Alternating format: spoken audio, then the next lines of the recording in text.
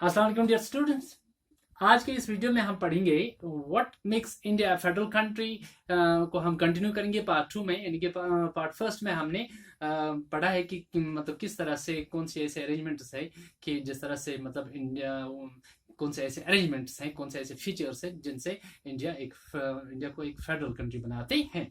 तो उसमें हमने थ्री टाइप्स ऑफ गवर्नमेंट के बारे में पढ़ा है कि एक बेसिक फीचर है जैसे कि सेंट्रल, स्टेट और लोकल गवर्नमेंट के बारे में पढ़ा है, या किस तरह से ईच टाइप ऑफ गवर्नमेंट जो है मतलब ये इनका एक मतलब अलग सा मतलब इनकी एक जुरिस्डिक्शन है, और कॉन्स्टिट्यूशन ने मतलब इनको मतलब एक अलग अलग मतलब जुरिस्डिक्शन दी है, और किस तरह से इनके जो पावर्स है उनको किस तरह से स्पेसिफाई किया गया है कॉन्स्टिट्यूशन द्वारा। यानी कि कॉन्स्टिट्यूशन में किस तरह से इनके मतलब जो पावर्स है उनको किस तरह से स्पेसिफाई किया गया है। थोड़ा डिफरेंट लिस्ट्स की अगर हम बात करेंगे तो उन लिस्ट्स में से हम मतलब क्या आता है, उन लिस्ट्स में यूनियन लिस्ट है, स्टेट लिस्ट है, या कंकरेंट लिस्ट है, या रेजिडरी लिस्ट की अगर हम बात करेंगे तो इन पॉइंट्स में हमने यूनियन लिस्ट जो है इसके बारे में हमने पढ़ा है कि यूनियन लिस्ट में पिछले वीडियो में हमने यूनियन लिस्ट और स्टेट लिस्ट के बारे में पढ़ा है कि यूनियन लिस्ट में कौन से सब्जेक्ट्स आते हैं और उन पे मतलब कौन गवर्नमेंट, यूनियन गवर्नमेंट उन पे मतलब लॉज बना सकते हैं और इसमें कौन कौन से सब्जेक्ट्स आते हैं। तो स्टेट गवर्नमेंट में भी हमने मतलब पढ़ा है कि किस कौन से सब्जेक्ट्स स्टेट लिस्ट में आते हैं और स्टेट गवर्नमेंट इस पे मतलब लॉज बना सकती है। तो आज हम मतलब कंकरेंट लिस्ट देखेंगे। जैसे कि हमने यूनियन लिस्ट को पढ़ा है, स्टेट लिस्ट को पढ़ा है, अब हम आज इस वीडियो में कंकरेंट लिस्ट और रेजिडेंट लिस्ट के बारे में पढ़ेंगे। तो कंकरेंट लिस्ट की अगर हम बात करेंगे तो concurrent list include subjects of common interest, यानी कि इसमें वो सारे सब्जेक्ट्स आ जाते हैं मतलब जो कॉमन इंटरेस्ट यानी कि जो दोनों के लिए मतलब एक तरह से इन्फ्लुएंस करता है, जो दोनों के लिए जरूरी है। जैसे कि in both the union and the state government, यानी कि दोनों गवर्नमेंट्स के लिए मतलब कॉमन रहते हैं।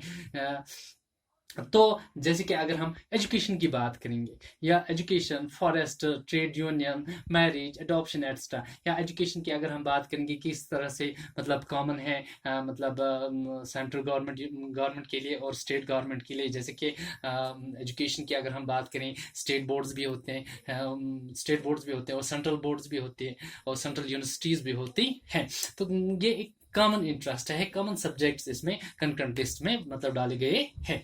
तो अब आप पूछोगे कि मतलब इन सब्जेक्ट से रिलेटेड कौन मतलब लॉ कानून बनाते हैं। तो यहाँ पर हम कह सकते हैं both union and the state government की अगर हम बात करेंगे, यानी कि दोनों स्टेट यूनियन गवर्नमेंट और स्टेट गवर्नमेंट की अगर हम बात करेंगे दोनों इस पे लॉज बना सकते हैं, can make laws on these subjects.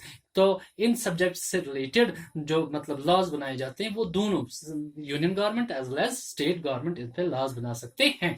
तो बट अगर किसी वक्त कोई ऐसी सिचुएशन आ जाती है कि इन केस ऑफ कंफ्लिक्ट, यानी कि कोई कंफ्लिक्ट मतलब हो जाए, तो मतलब लॉज मतलब मेकिंग में कोई कंफ्लिक्ट मतलब अराइज हो जाए, तो उस वक्त मतलब क्या होता है, उस वक्त जो यूनियन गवर्नमेंट ने लॉज बनाए हुए होते हैं वही प्रिवेल करते हैं। जैसे कि laws made by the union government will prevail, यानी कि इन केस कंफ्लिक्ट, यानी कि इसमें दोनों यूनियन गवर्नमेंट और स्टेट गवर्नमेंट लॉज बना सकते हैं। But in case any time, in case कोई कंफ्लिक्ट हो जाए, तो कंफ्लिक्ट राइज हो जाए, तो उस वक्त जो यूनियन गवर्नमेंट ने लॉज बनाए हुए होते हैं वही प्रिवेल करते हैं।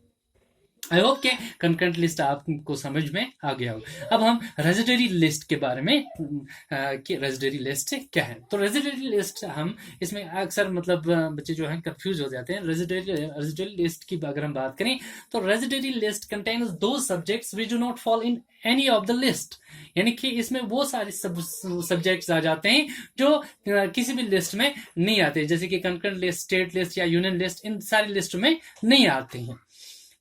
And came up after the constitution was made, यानी कि वो सारे सब्जेक्ट्स कब आए, कॉन्स्टिट्यूशन मतलब बनने के बाद मतलब एग्जिस्ट हुए, वजूद में आए। यानी कि कॉन्स्टिट्यूशन मतलब को कब लिखा गया है, 1949 में कॉन्स्टिट्यूशन को मतलब ये बनाया गया है। तो उसके बाद जो सब्जेक्ट्स आए हैं, जैसे कि अगर हम इंफॉर्मेशन टेक्नोलॉजी की बात करेंगे, तो एट दैट टाइम तो इंफॉर्मेशन टेक्नोलॉजी मतलब ये एग्जिस्ट नहीं करती थी, तो उस लिए ये मतलब एक उन्होंने मतलब एक प्रोविजन डाला था, मतलब रेजिडरी लिस्ट। तो उसके बाद कॉन्स्टिट्यूशन के बाद जो भी सब्जेक्ट्स आएंगे वो रेजिडरी लिस्ट में डाले जाएंगे। तो इस रेजिडरी लिस्ट से रिलेटेड मतलब जो सब्जेक्ट्स हैं उन पे कौन लॉज बना सकता है, तो उन पे जो सेंट्रल गवर्नमेंट होती है, सेंट्रल गवर्नमेंट उन सब्जेक्ट से रिलेटेड लॉज बनाती है। तो डिफरेंट फीचर, यानी कि ये हमने मतलब डिफरेंट लिस्ट पढ़े हैं, union list, state list, country list, residuary list. तो डिफरेंट फीचर्स भी हमने इसमें पढ़े हैं, कि जैसे कि हमने 3 टाइप्स ऑफ गवर्नमेंट, गवर्नमेंट एक बेसिक फीचर है जो कि इंडिया को एक फेडरल कंट्री बनाते हैं, या मतलब सेपरेट मतलब जुरिस्डिक्शन, स्पेसिफाइड पावर्स जो मतलब कॉन्स्टिट्यूशन में मतलब दिए गए हैं। या अगर हम इंडिया की बात करेंगे तो इंडिया में मतलब एक होल्डिंग टुगेदर फेडरेशन, यानी कि टाइप्स ऑफ फेडरेशन में हमने पढ़ा था coming together federation and holding together federation. और होल्डिंग टुगेदर फेडरेशन में हमने पढ़ा था कि होल्डिंग टुगेदर फेडरेशन में क्या है, जैसे कि इंडिया में होल्डिंग टुगेदर फेडरेशन है, तो होल्डिंग टुगेदर फेडरेशन में क्या है, होल्डिंग टुगेदर फेडरेशन में अनइक्वल पावर्स मतलब डिस्ट्रीब्यूट होते हैं, मतलब स्टेट्स में। तो किसी स्टेट में फिर स्पेशल पावर्स भी मतलब दिए जाते हैं, जैसे कि अगर हम जे की बात करेंगे, यानी कि जम्मू एंड कश्मीर की बात करेंगे, तो इससे पहले मतलब इनका एक अलग मतलब स्पेशल स्टेट्स मिला था इनको। तो इसी तरह से कुछ ऐसे स्टेट्स हैं जिनको स्पेशल स्टेट्स भी मिलता है और ज़्यादा पावर भी मिलते हैं।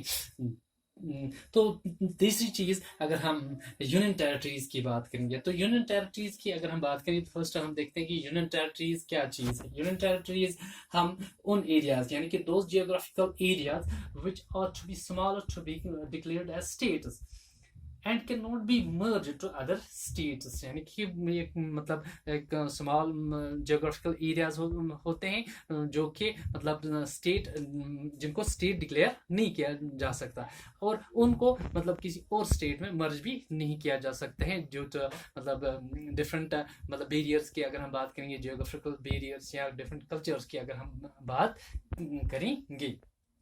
तो ये सारे फीचर्स जो हमने पढ़े हैं पार्ट फर्स्ट में या पार्ट सेकंड में ये मतलब ऐसे फीचर्स है जो इंडिया को एक फेडरल कंट्री बनाते हैं।